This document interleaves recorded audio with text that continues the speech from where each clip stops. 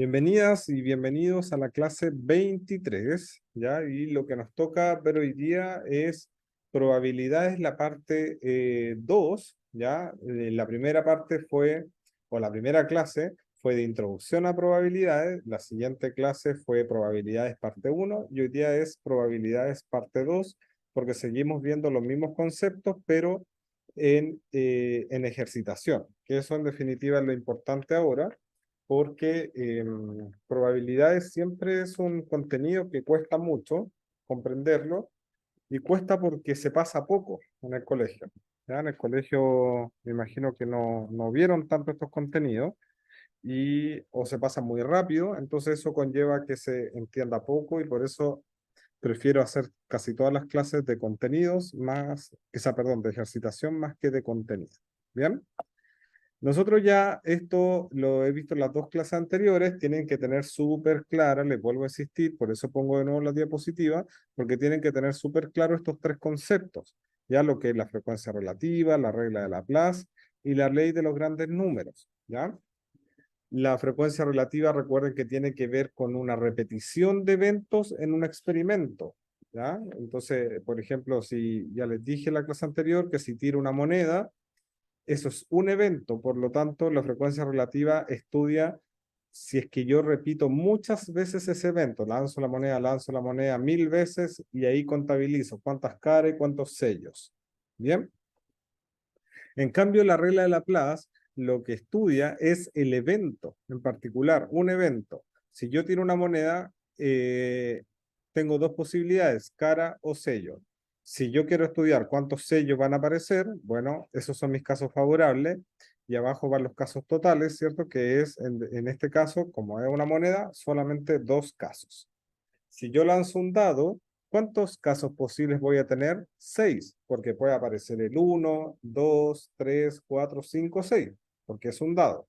¿Cuál sería la probabilidad en la regla de Laplace, cierto? Que apareciera, por ejemplo, el 3, una sola de 6, porque solamente una cara tiene el numerito 3 o 3 puntitos. ¿Bien?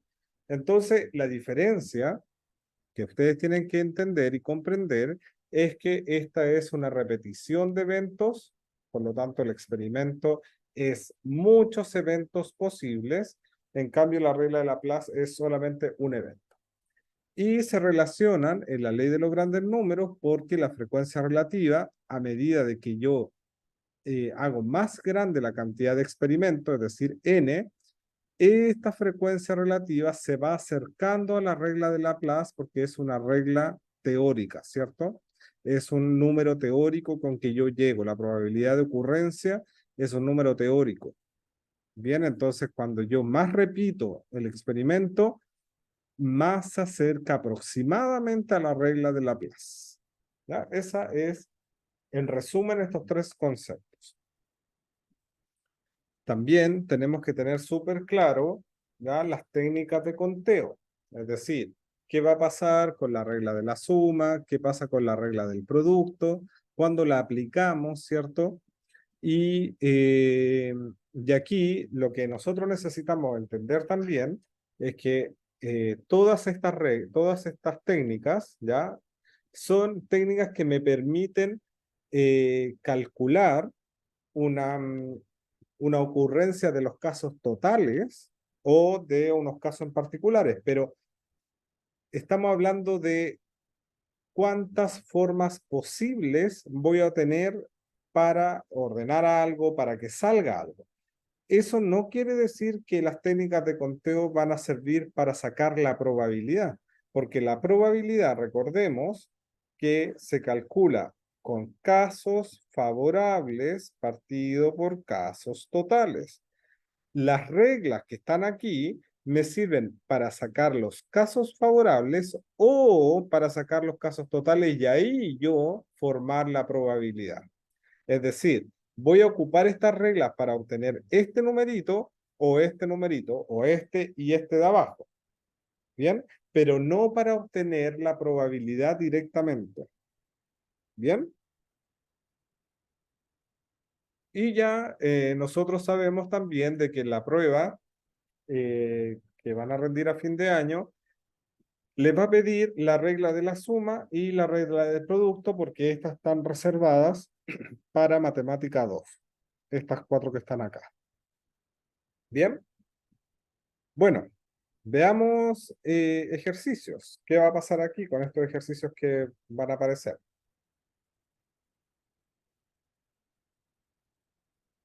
Dice lo siguiente. En un mazo de cartas de naipe inglés, ya el naipe inglés, tenemos que saber que son estas cartas, ¿cierto? Que son de pintas distintas, unas rojas y otras que son negras, ¿ya? La voy a poner aquí con su color para que ustedes, porque puede aparecer esto en la prueba, si bien le van a aparecer que son 52, pero bueno, gráficamente creo que se entiende más. Y aquí puede aparecer el trébol, ¿cierto? O también puede aparecer una figurita que se llama pica, o no, el trébol es rojo el corazón y rojo el diamante. Ahí, diamante. El corazón y el diamante son rojos y el trébol y la pica son negras. O creo que, mire, ya estoy medio confundido porque hace mucho tiempo que no juego esto, pero creo que son de ambos colores, pero bueno, pica roja o pica negra. La cosa, y aquí están los tréboles. La cosa es que ustedes tienen que acordarse que las cartas, ya que hablan de carta inglés, son las que tienen estas figuritas de diamante, corazones, pica y trébol. ¿Bien? Por eso se los quise dibujar para que quedara en la retina de cuando hablamos del naipe inglés. Porque el naipe español tiene que ver con el caballo, ¿cierto? Con el rey, y que es diferente a este mazo. ¿Ya? Entonces, tenemos un mazo de cartas de naipe inglés donde hay 52 cartas.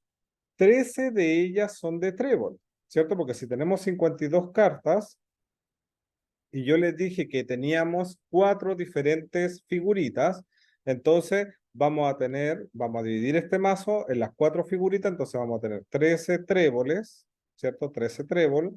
Vamos a tener 13 corazones. Vamos a tener 13 diamantes, ¿bien?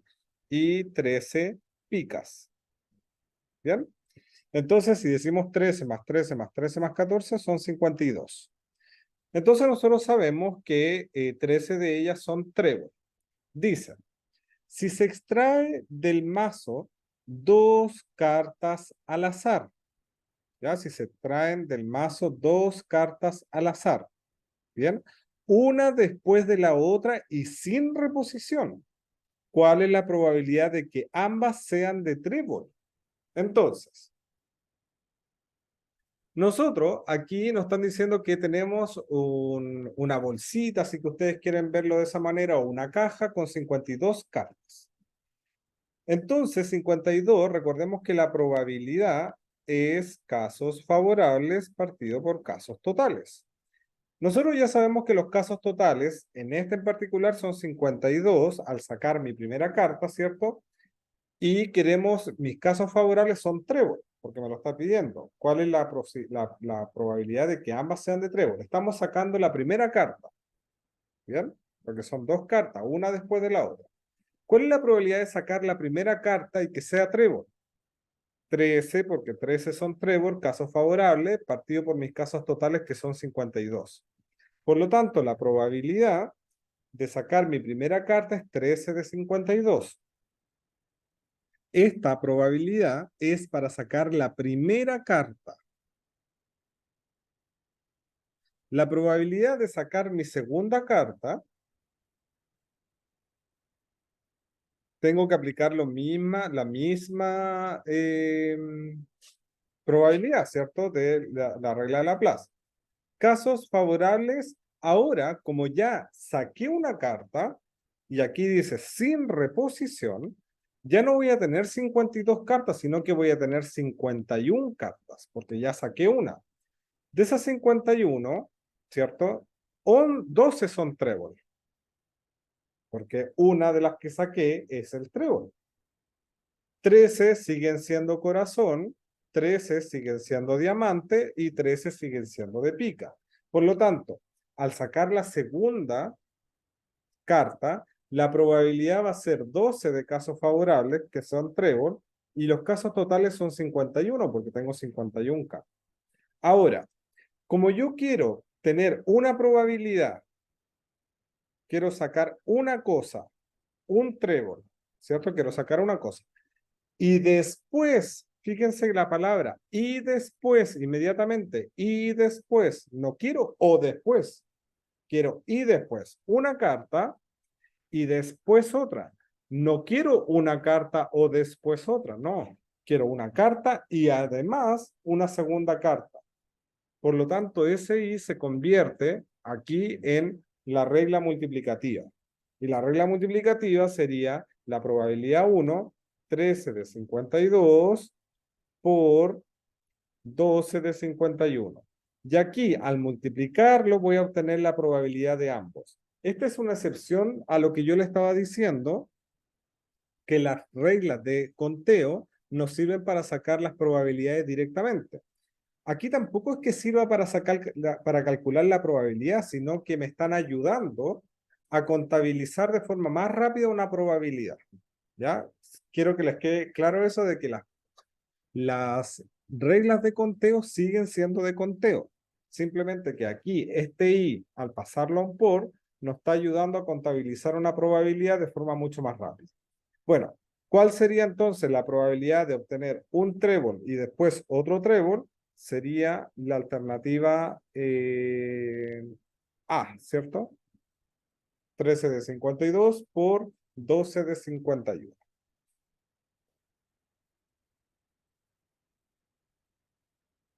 Bien, pasemos al segundo ejercicio. Dice, cuántas palabras de 4 letras en total, con sentido y sin y sin sentido?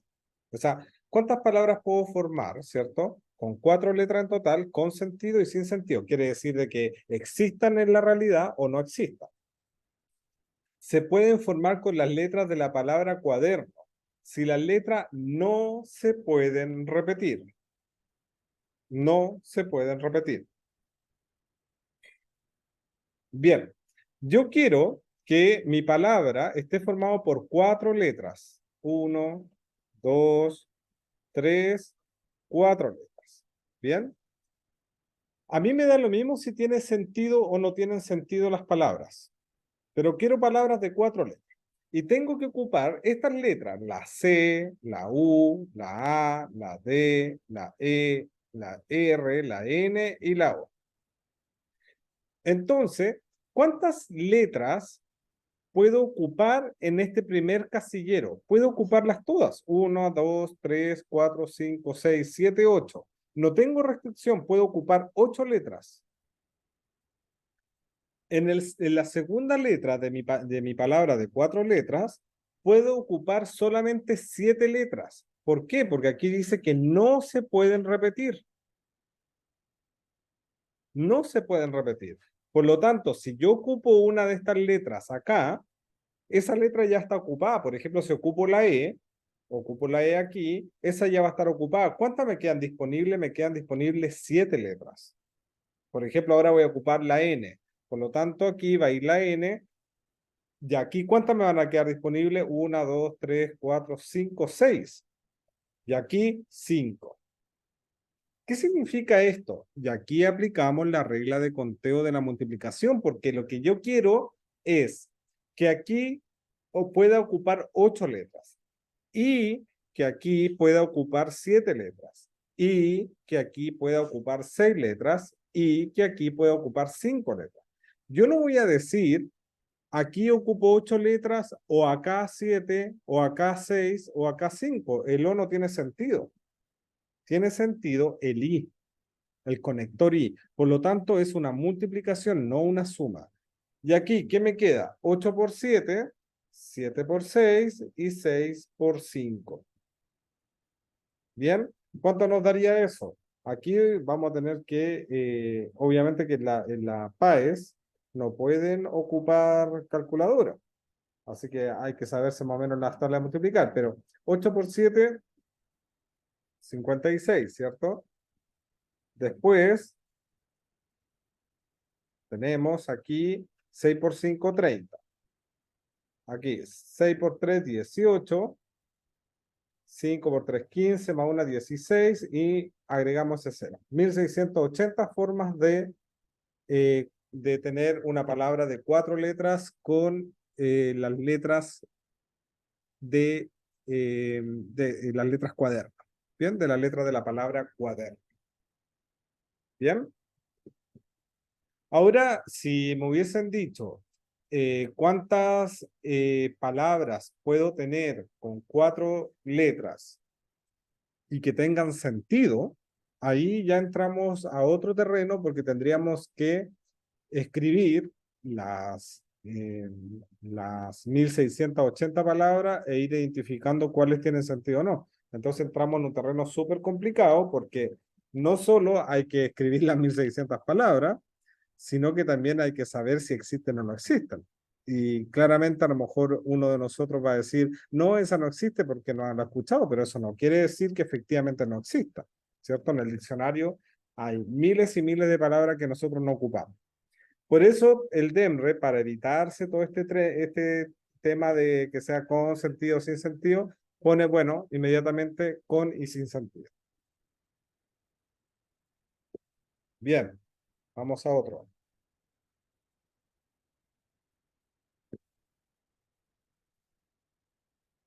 Dice, se tienen los datos de una encuestadora acerca de la cantidad de televisores que hay en total en las casas de una población.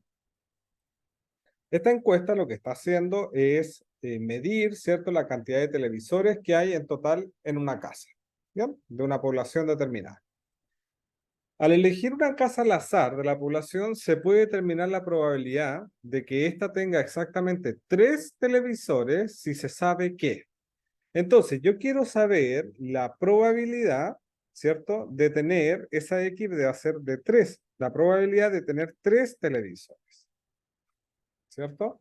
Entonces, ¿cuáles son mis casos favorables partido por mis casos totales? Yo quiero que los casos favorables sean 3 y partido por mis casos totales es lo que tengo que investigar porque no lo sé. ¿Bien? ¿Cuál va a ser la probabilidad de que en una casa hayan 3 televisores?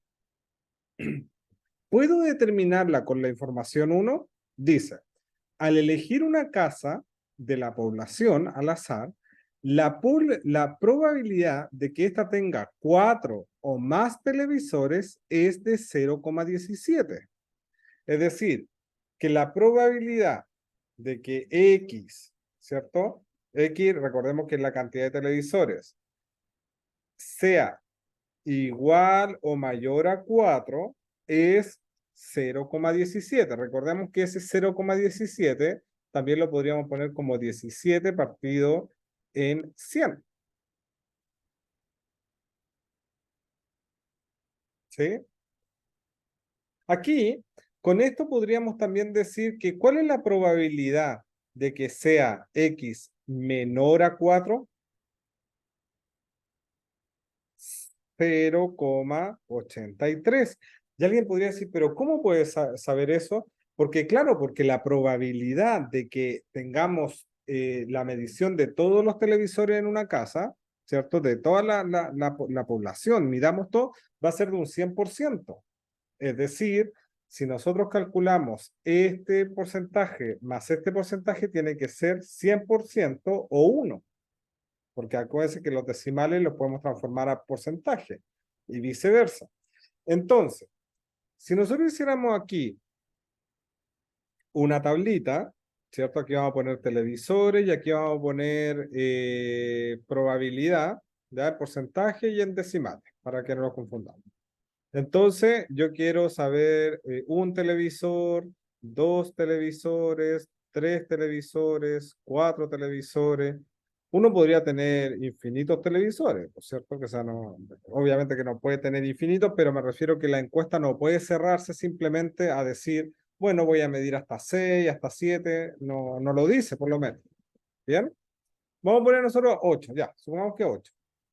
Entonces, lo que me está diciendo aquí, que la probabilidad de obtener 4 o más, es decir, este casillero, más este casillero, más este casillero, más este casillero, más este casillero, es 0,17. Ah, era porcentaje aquí. Ya, aquí 0,17, porque aquí está en decimal, ¿cierto? Y aquí, al lado, sería 17%. ¿Bien? Por lo tanto, todo esto, todo este estudio es el 100%. Todo. Por lo tanto, aquí arribita, ¿cuánto debería haber? Si aquí el 17%, aquí debería haber un 83% para que se cumpla el 100% de la muestra, de todo lo que estoy estudiando. Entonces aquí sería 0,83. Estos tres cuadraditos. ¿Bien? Esa es la razón. Entonces, con la uno, yo podría identificar claramente cuál es la probabilidad de obtener tres televisores en una casa. No, porque con la uno podría obtener la probabilidad de obtener tres televisores más la probabilidad de tener dos más la probabilidad de tener uno. Me dice tres o menos. Total. Por lo tanto, con la uno no puedo sacar. Veamos si entonces descarto esta y descarto cada una por sí sola. Dice ahora la 2, veamos si que la 2 por sí sola me ayuda o a lo mejor van a tener que ayudarse en conjunto la uno con la 2 o a lo mejor se va a requerir información adicional. Dice, al elegir una casa de la población al azar, la probabilidad de que tenga dos o menos televisores es 0,62. Fíjense que ya tenía que estos tres renglones o estos tres era 0,83. Ahora me están diciendo que la 1 me está diciendo que tener dos o un televisor, dos o menos, dos o uno o cero, aquí también podría haber cero, esto es 0,62 o que es lo mismo que decir 62%. Por lo tanto, ¿cuánto sería el 3? La resta entre 83 y 62. 11%. Aquí es al revés. No, 11%, 0. Entonces, uniendo la 1 con la 2, puedo obtener la probabilidad de tener tres televisores, que sería el 11%, ambas juntas.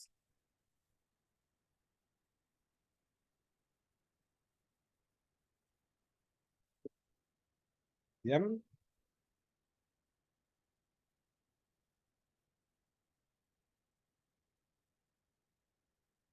Avanzamos.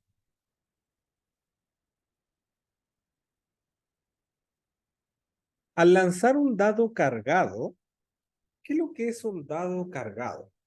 Un dado cargado es un dado que está arreglado de tal forma, tiene mayor densidad, mayor peso en uno de los números, con tal de que cuando uno tira el dado, tiene mayor probabilidad obtener la cara donde está cargada. ¿Sí? Entonces, cuando un dado está cargado, no es un dado justo, porque no todos los números tienen la misma probabilidad. Hay unos números que tienen mayor probabilidad y otros que tienen menor probabilidad. Entonces, dice, numerados del 1 al 6. La probabilidad de que salga un número par es el doble de la probabilidad de que salga un número impar. Por lo tanto, yo tengo la cara 1, la 2, la 3, la 4, la 5, la 6. La probabilidad de que aparezca 1, supongamos que es P. La probabilidad que aparezca 2 va a ser 2P, porque aquí me dice que la probabilidad es el doble para un número impar. Nada que ver, fue impar, ¿ven? Me equivoqué. Borra, era al revés. Lo estaba haciendo como números pares. Entonces, de nuevo, tengo los números 1 o la cara 1, la cara 2, la cara 3, la 4, la 5 y la 6. Supongamos entonces que obtener un 2, la probabilidad es P.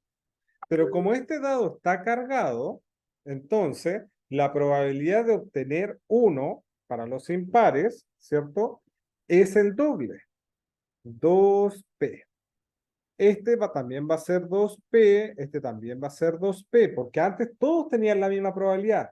Originalmente la probabilidad de 1 era P, la de 2P, la de 3P, 4P, 5 también era P y la de 6 también era P. Pero con este dado cargado no es así.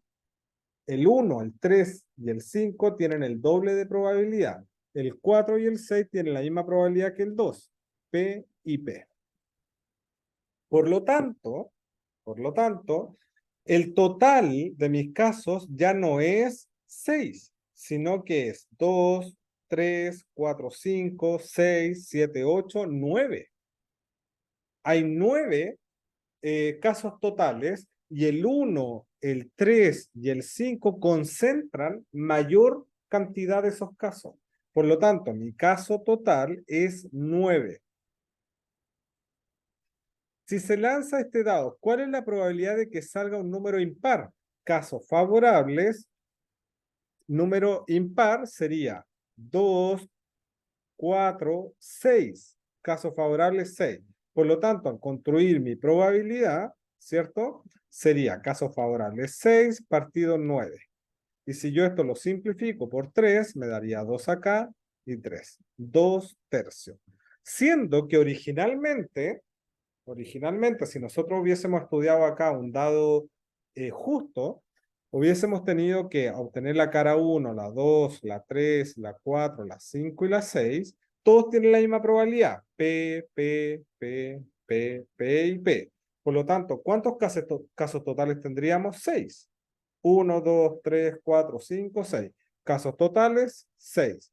¿Y cuántos casos favorables tendríamos? Si quisiéramos que sacar un número impar, 3. 1, 2, 3. 1P, 2P, 3P. Por lo tanto, al hacer la probabilidad, ¿cierto? Sería 3 de 6, lo simplificamos, sería un medio. Es decir, tendría un 50% de probabilidad de obtener un número impar. Claro, porque tenemos 3 números impares de 6, la mitad, perfecto. Pero este dado está cargado, por lo tanto, voy a tener mayor probabilidad, ¿cierto? Voy a tener mayor probabilidad de obtener, ¿cierto? Un impar. Voy a tener mayor probabilidad. ¿Cuánto? 2 tercios. 66,6%. Porque como este dado está cargado, tengo mayor posibilidad que salga el 1, el 3 y el 5. ¿Bien? Bien. ¿Qué aprendimos hoy? Comprendimos la idea de probabilidad. Seguimos con esta idea. ¿Ya? Espero que haya quedado clarito y pueden hacer consultas